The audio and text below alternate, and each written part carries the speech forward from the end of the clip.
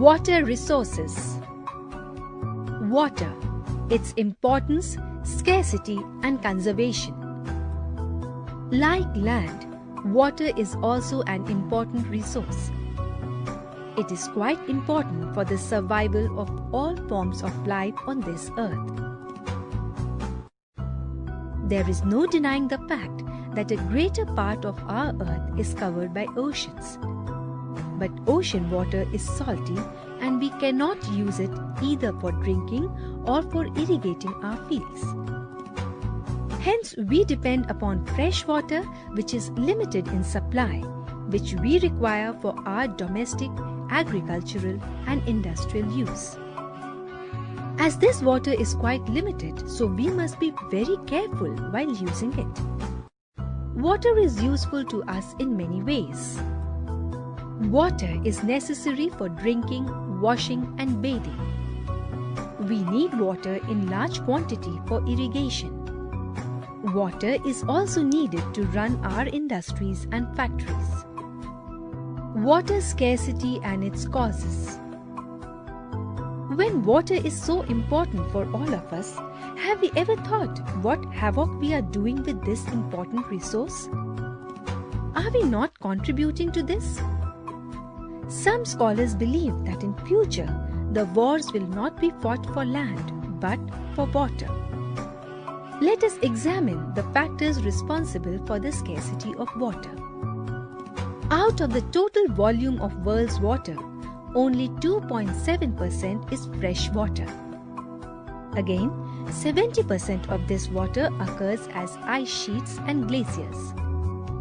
Thus, the amount of available fresh water is very small. Ever-growing population and consequent greater demands of water leads to scarcity of water. To facilitate high food grain production, water reserves are being overexploited for irrigation. The ever-increasing number of industries has made the matters worse by putting extra pressure on existing fresh water resources. The ever-increasing number of urban areas, cities and towns has further aggravated the problem of the scarcity of water. The pollution of water by domestic and industrial wastes, chemicals, pesticides and fertilizers has made the water unfit for hydrological cycle. The change of water from the liquid forms to the gaseous form and then to the solid form or again to the liquid form is known as hydrological cycle. This phenomenon makes water a renewable resource. Water is in a continuous process of changing its geographical position and physical state. This process of continuous interchange of forms of water is known as the hydrological cycle. Water from oceans and from other water bodies evaporates due to solar energy and enters the atmosphere as water vapor. Winds coming from ocean to land transport the water vapor to land. When condensation takes place in the atmosphere, water falls down as rain or snow on the land. The water returns to the oceans in the form of rivers and streams. So water is always in the process of changing its forms.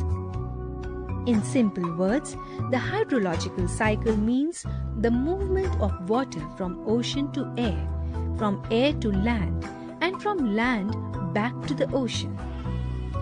Thus, hydrological cycle makes water a renewable resource.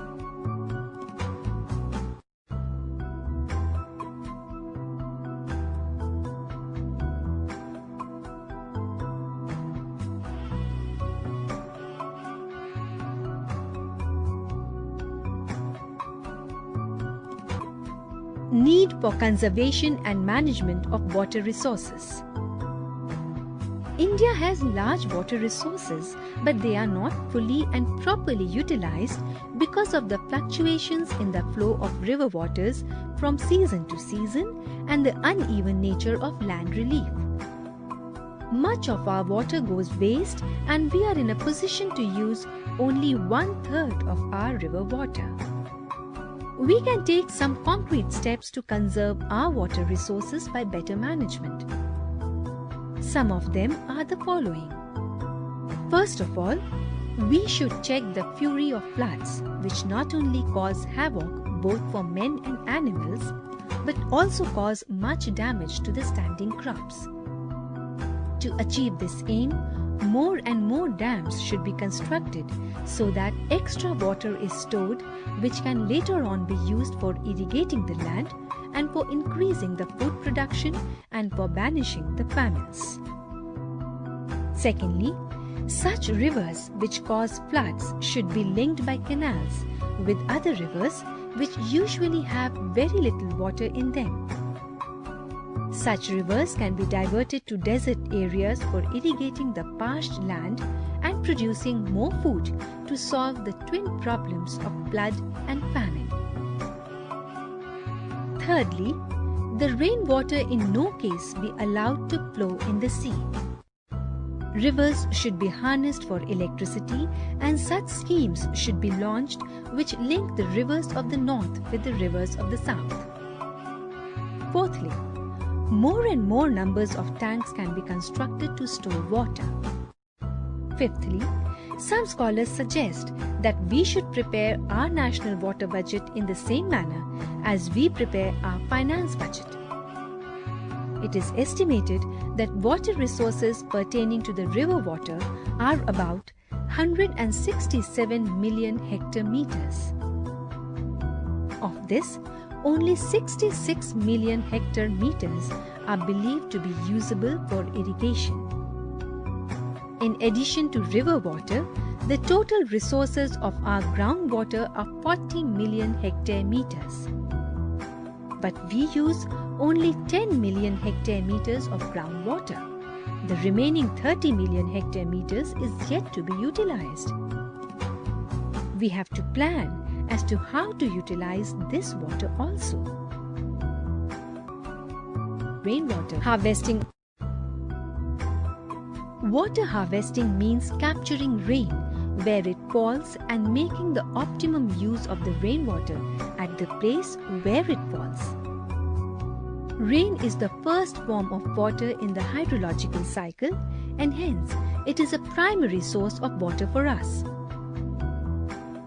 Rivers, lakes, and groundwater are all the secondary source of water. Rain is the ultimate source that feeds all these secondary sources of water. Water harvesting involves the understanding of the value of rain and to make optimum use of the rainwater at the place where it falls. For water harvesting, various techniques and methods can be adopted. The first method is to capture the runoff water from the rooftops. The second way is to capture runoff water from local catchment areas. The third way is to capture seasonal floodwaters from local streams. The fourth is to conserve water through watershed management.